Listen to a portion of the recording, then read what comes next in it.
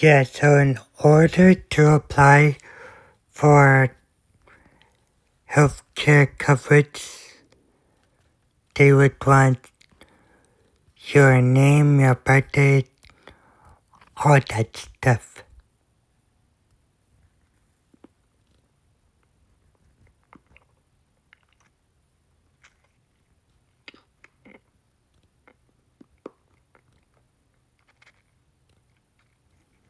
So yeah.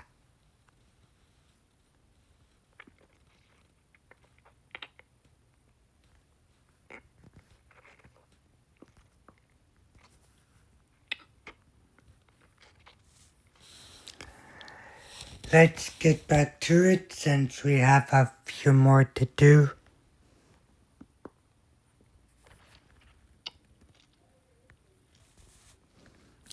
Insurance underwriting.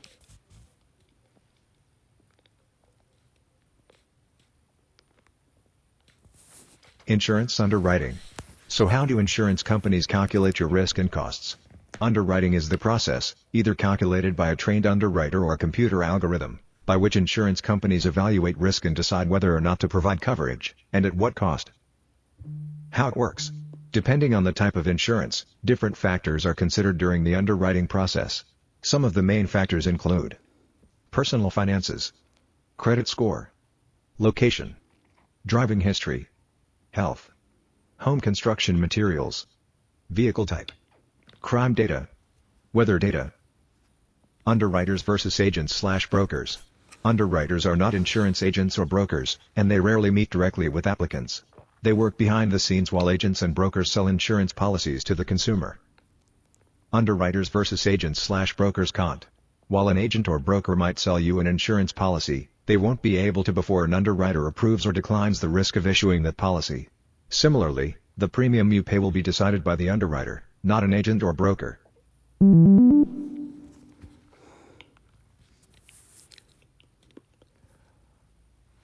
Underwriters are skilled in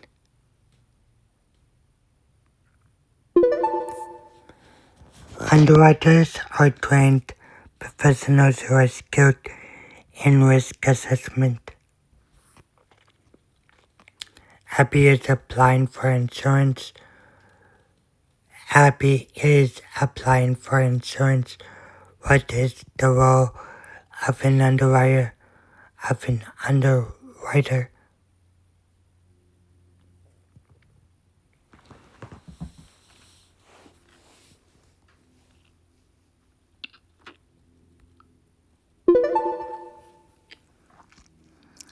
Great job. The role of an underwriter is to assess risk, determine whether an applicant is approved, and recommend premiums.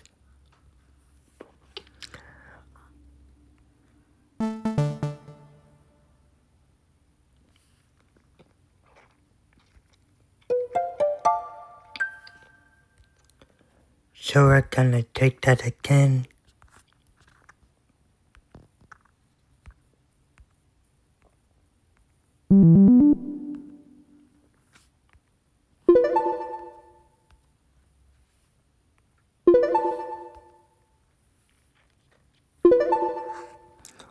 False underwriters can be trained professionals,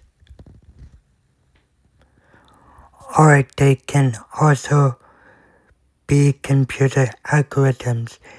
Instant quotes are common examples of automatic underwriting via algorithms.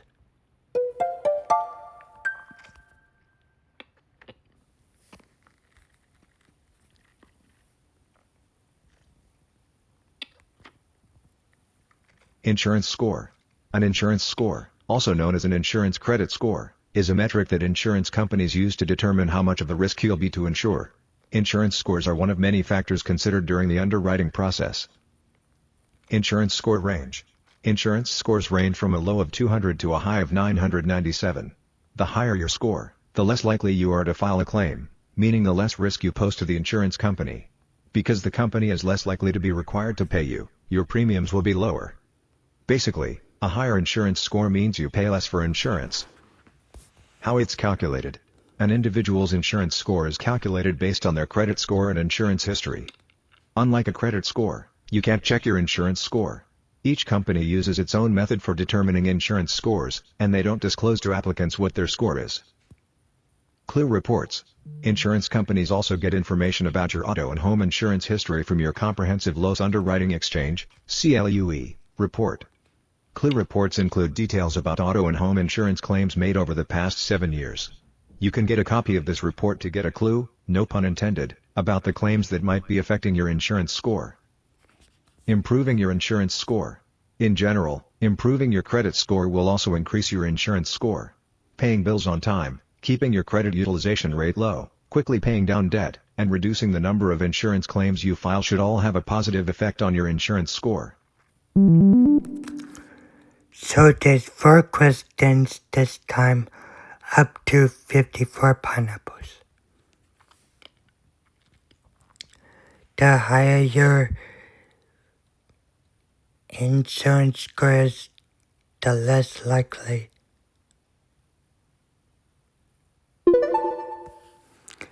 you are to file a claim. The higher your score, the less likely you are to file a claim, meaning the less risk you pose to the insurance company, the lower your premium will be.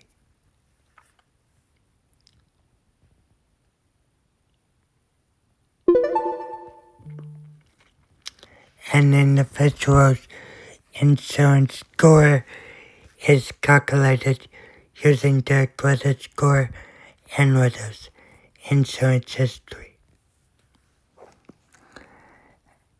An individual's insurance score is calculated based on their credit score and insurance history.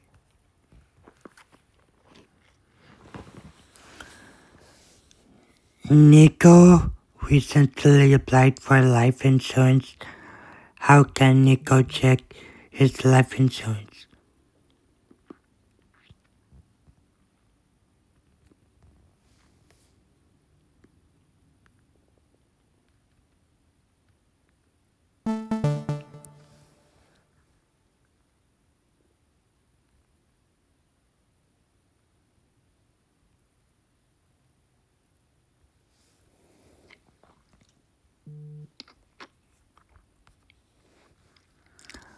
Unlike a credit score, you cannot check your insurance score.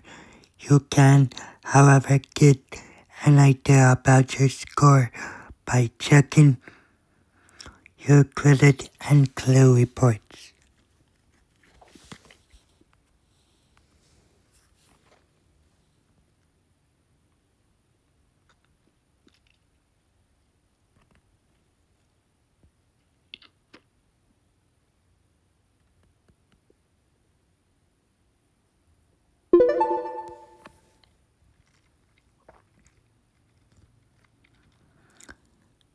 Paying bills on time and keeping your credit utilization rate low should have a positive effect on your insurance score. Increasing the number of insurance claims you file may lower your score, and paying with cash will not affect it at all.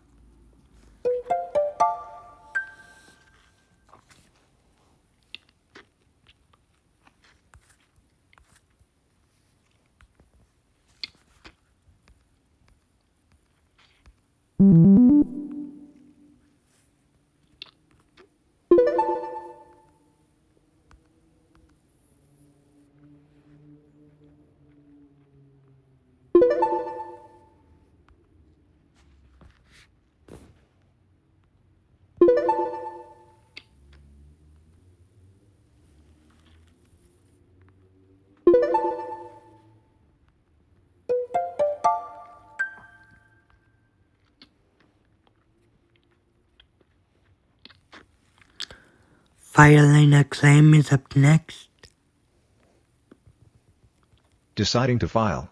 If you need to ask your insurance to cover an event, you'll need to file a claim. You should only file a claim if the payout and potential increase in your premium is worthwhile. Always file a claim with your insurance company if someone gets injured, when it's not clear who is at fault, or when you can't afford to pay the damages. First steps. If a crime was committed, someone was hurt in an accident, or there is significant damage, you should first call the police. In addition, collect as much information as possible, including pictures, insurance policy numbers, and contact information. Contact your insurance company.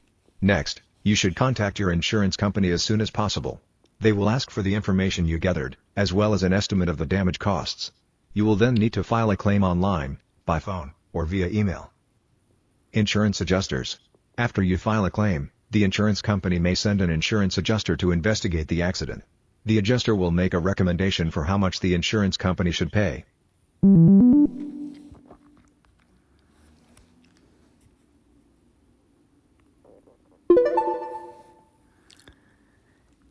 Tyler was in a car accident that caused major damage. The first thing he should do is call 911.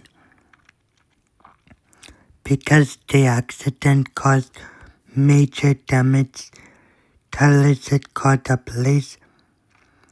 A police report will include details that will make the claims process much easier.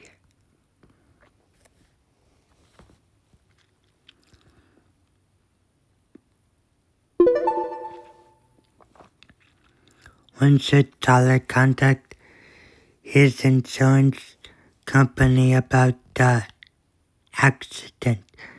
As soon as possible.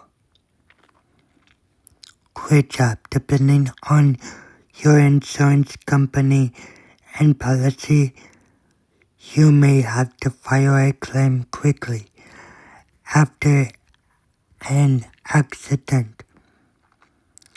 Be sure to contact them right away.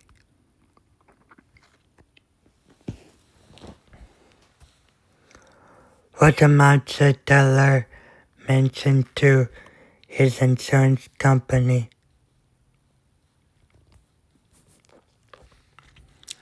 Tyler's insurance company wants to know the total estimate of his claim. He estimates $500 for his car's damage, $1,000 for an ambulance ride, and $2,000 for another car damage.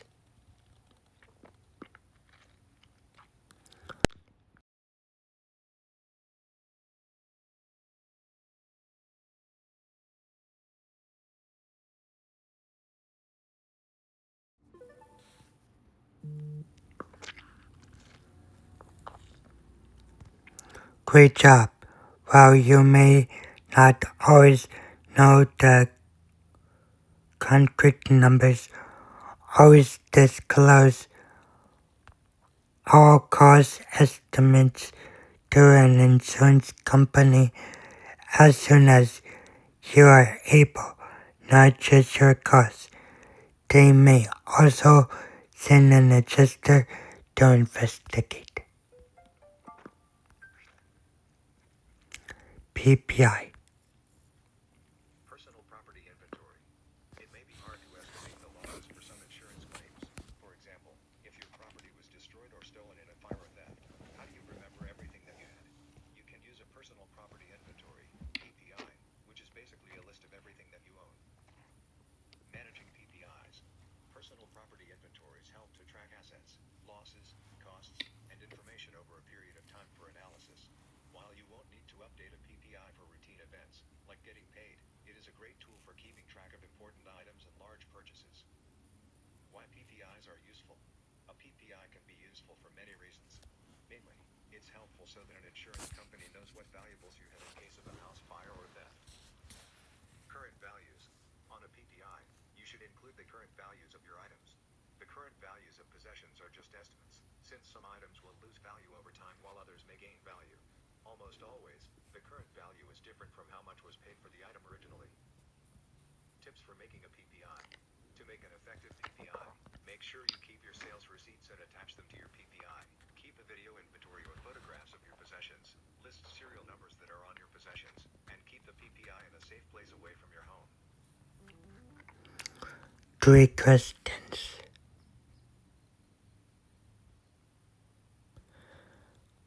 Which of these is not warrant the use of a PPI?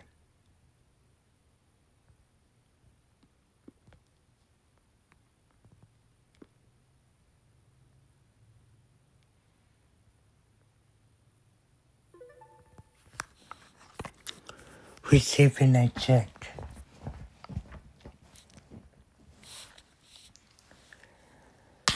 PPIs are made for insurance companies to know what your valuables are in this case of a negative event like a house fire or death, and for tax reasons.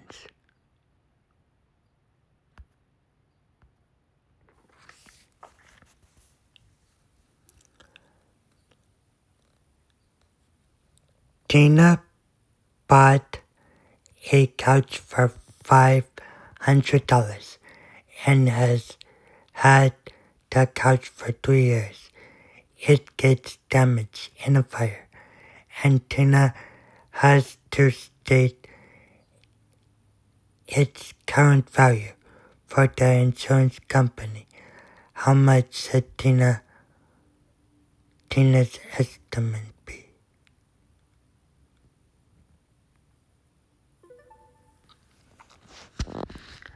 Less than 500. Great job. Most items will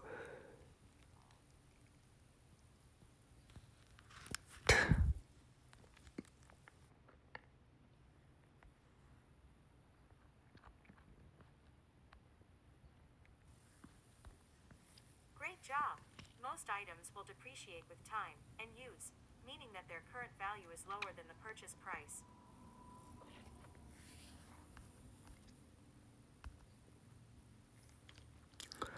Why should you keep your PPI safe in a safe place away from your home so you can brag about? No, so you can keep it nearby for frequent updates.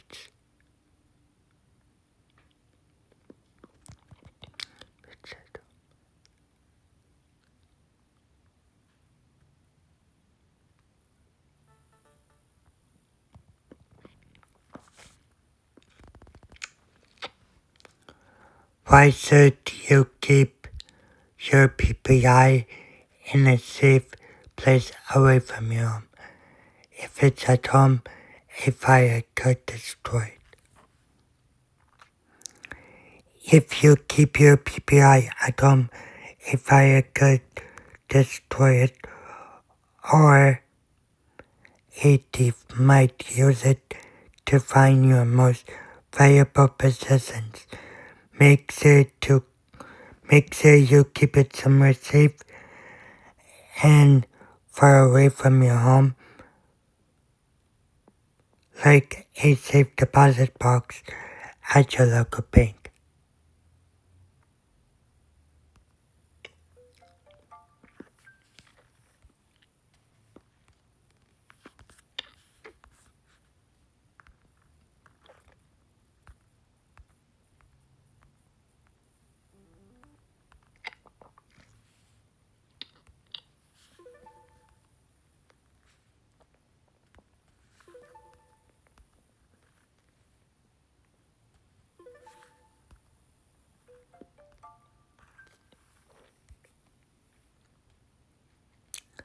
Self-insurance. There's gotta be another way. Zoe's grateful to be up to speed on insurance terms, but she isn't so sure that she needs to take out a bunch of insurance policies just yet. Is there a way for her to protect her assets without paying a premium every month? Self-sufficient. In a way, there is. For some assets, purchasing an insurance policy is the best option, and it might even be required. For others, it makes sense to manage risk in other ways. One of those ways is self-insurance. Self-insurance. Self-insurance involves setting aside a pool of money to be used in case of an unexpected loss. Emergency funds are an example of self-insurance. It's an example of risk retention that we talked about earlier. Why self-insure? Self-insuring against cheaper losses could be advantageous because you won't be paying insurance premiums. Essentially, you can save money and self-insure by setting aside the money you would have paid out as premiums. When you should self-insure, it isn't recommended that you self-insure for potentially devastating losses, such as healthcare. Instead, you should consider self-insuring for unlikely, cheaper losses, such as theft or offender better. Example of self-insurance. For example, if you are afraid that one day your house will be robbed, instead of purchasing insurance, you can set aside a portion of your paycheck every month into a pool only to be used in case of a robbery. This way, instead of paying premiums, you are saving money. What is self-insurance?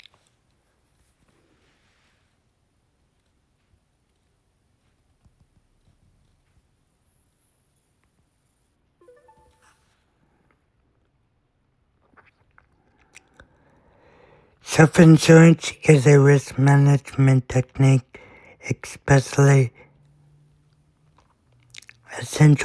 an individual or company will set aside a pool of money to be used in case of an unexpected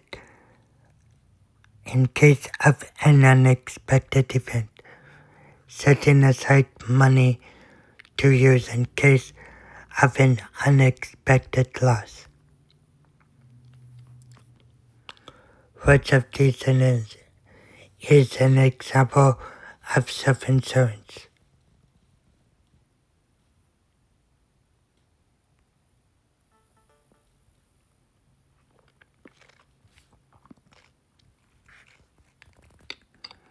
An emergency fund is the only example of self-insurance here, since it involves you setting aside money yourself in case you face an unexpected loss.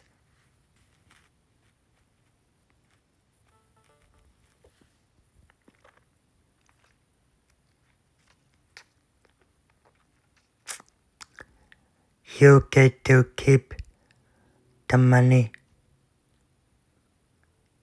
you would have gone to premium. That would have gone to paid premium. Self-insurance makes sense for cheaper potential losses since you want to keep the money that would otherwise be spent on premiums.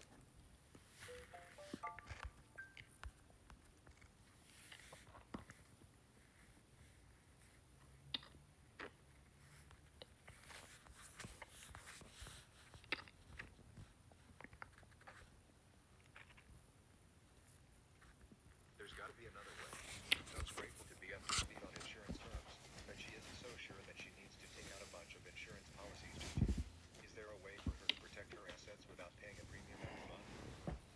Self-sufficient. In a way, there is. For some assets, purchasing an insurance policy is the best option, and it might even be required. For others, it makes sense to manage risk in other ways. One of those ways is self-insurance. Self-insurance. Self-insurance involves setting aside a pool of money to be used in case of an unexpected loss. Emergency funds are an example of self-insurance. It's an example of risk retention that we talked about earlier. Why self-insure? Self-insuring against cheaper losses can be advantageous because you won't be paying insurance premiums. Essentially, you can save money and self-insure by setting aside the money you would have paid out as premiums. When you should self-insure, it isn't recommended that you self-insure for potentially devastating losses, such as healthcare. Instead, you should consider self-insuring for unlikely, cheaper losses, such as theft or offender better. Example of self-insurance. For example, if you are afraid that one day your house will be robbed, Instead of purchasing insurance, you can set aside a portion of your paycheck every month into a pool only to be used in case of a robbery. This way, instead of paying premiums, you are saving money.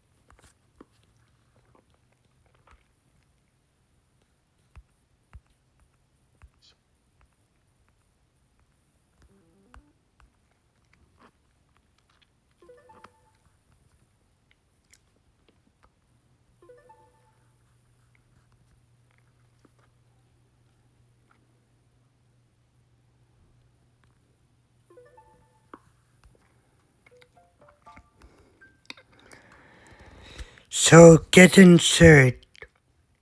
This is the big one. Nice job. Congratulations. You finished the Get Insured category. Complete the following review test to refresh your memory and see how much you've learned.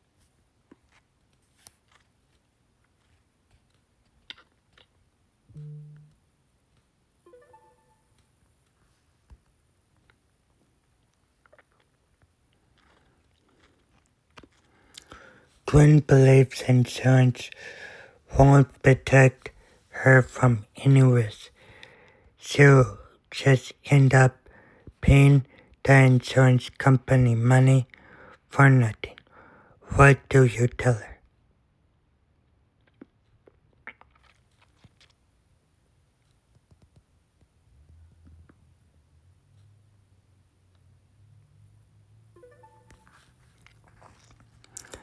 Insurance doesn't reduce the risk of an accident happening, but it can save you from financial loss. If it does, insurance transfers some risk from you to the insurance company. In exchange, you pay them a premium. An insurance company will help her pay the cost of a covered event.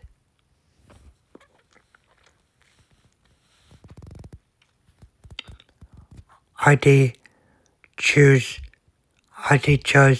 to not purchase a life insurance policy, but James, who is the same age, chose to buy life insurance. What is the likely reason James bought the policy?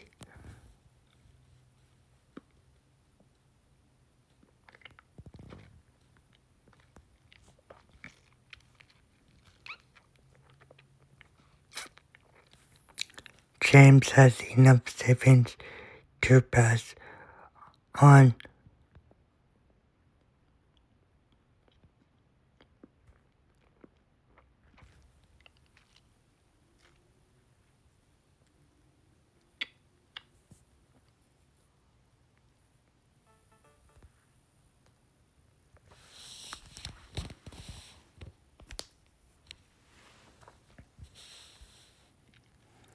James has a family that financially depends on him.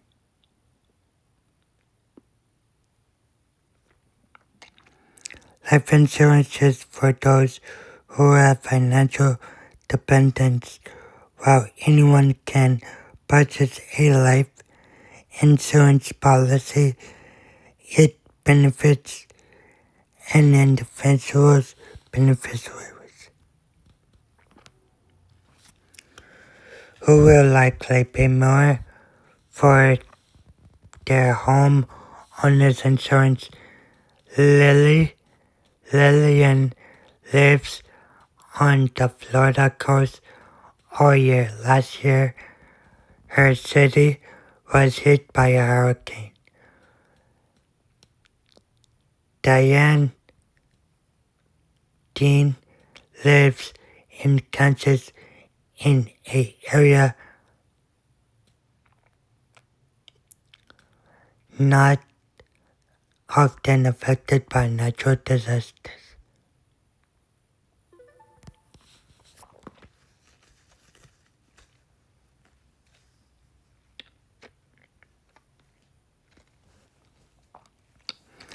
Insurance companies will insure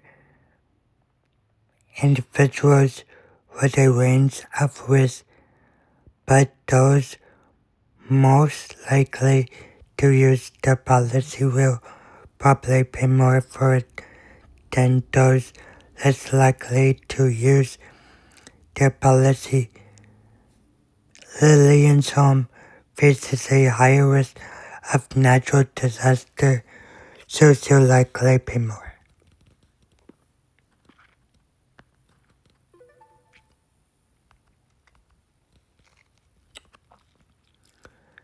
Your laptop was stolen from your bag, but you have insurance to cover it.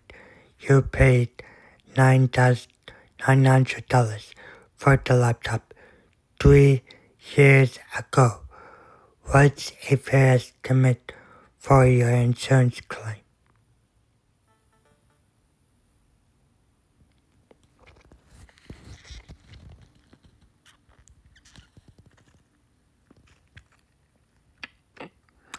Items such as computers often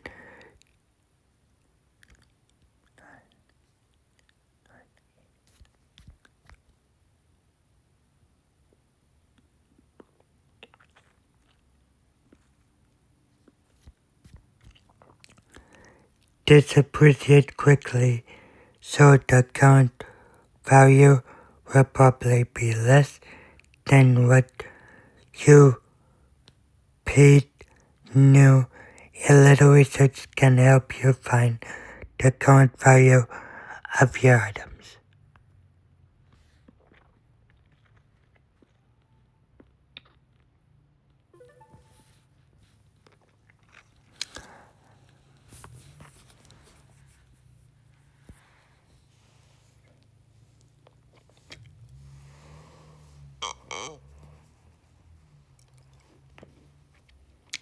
You have homeowners and liability insurance. Your neighbor tripped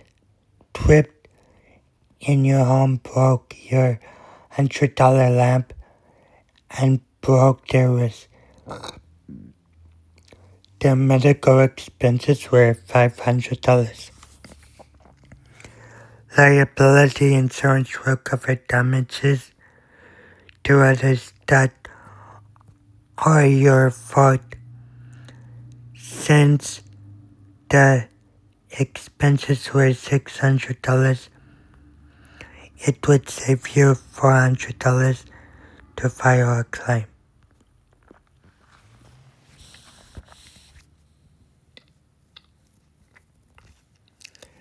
If Kristen's car sustained $1,500 of damage and his deductible is $500, how much will he pay? $500. Kristen will pay the deductible $500, and his insurance company will pay the rest. What is one step you can take to lower your insurance score? Raise your credit score. Contact your insurance company monthly to be report.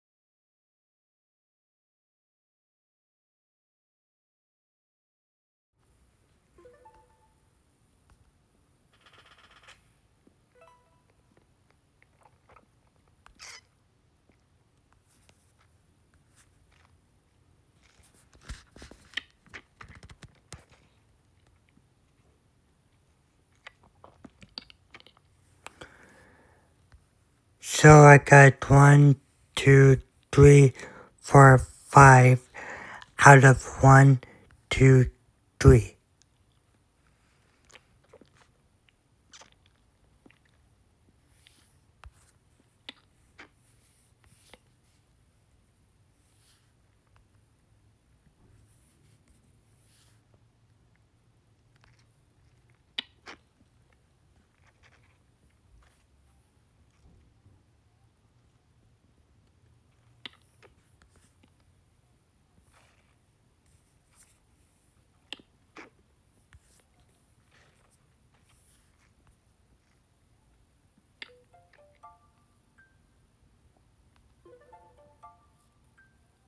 Pretest.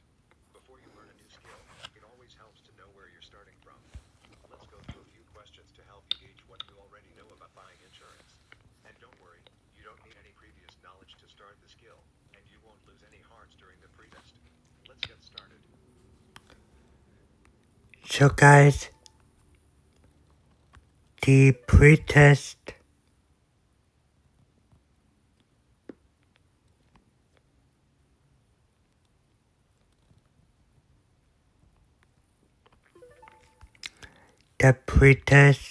is something that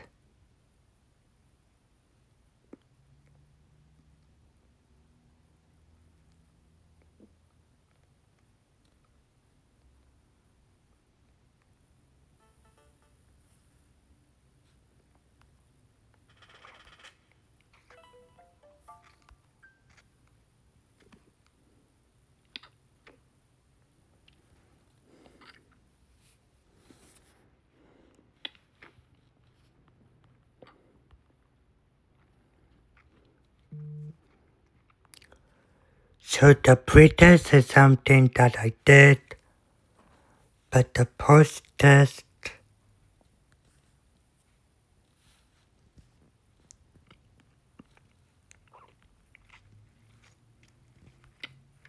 Nice job.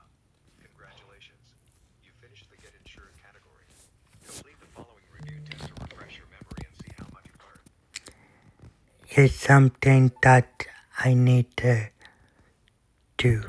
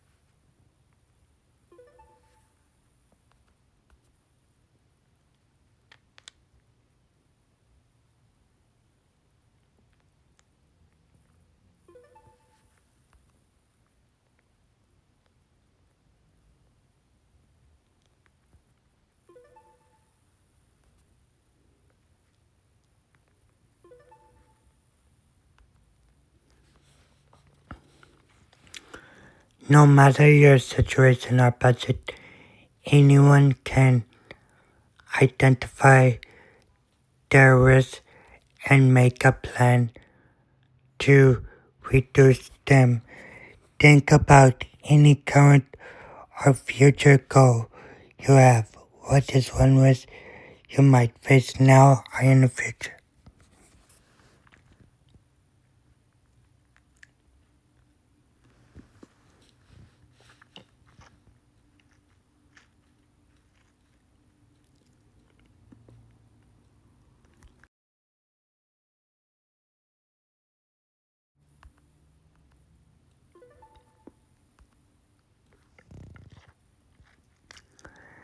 Now that you've identified your risk, what's one step you can take to lessen that risk?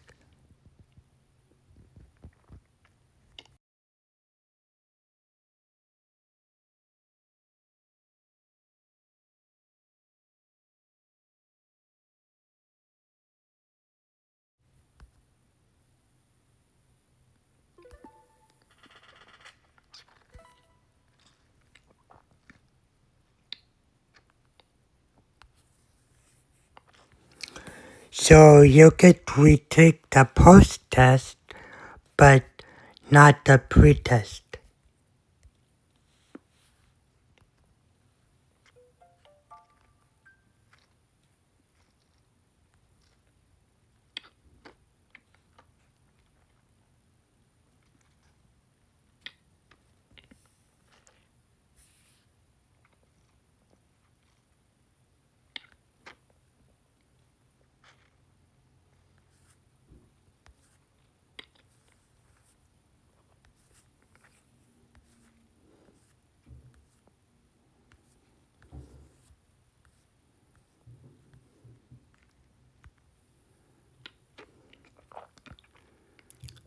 So guys, thank you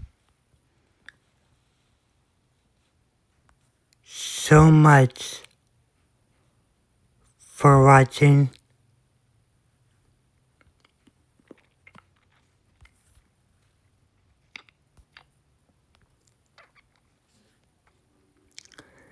Congratulations, you've completed your learning path. Tap Explore to find more things to learn.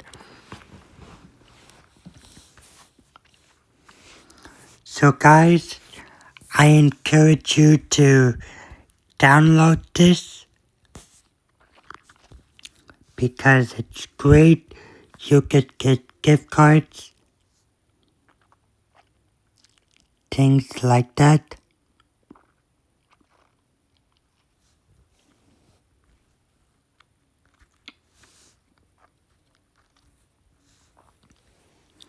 So yeah,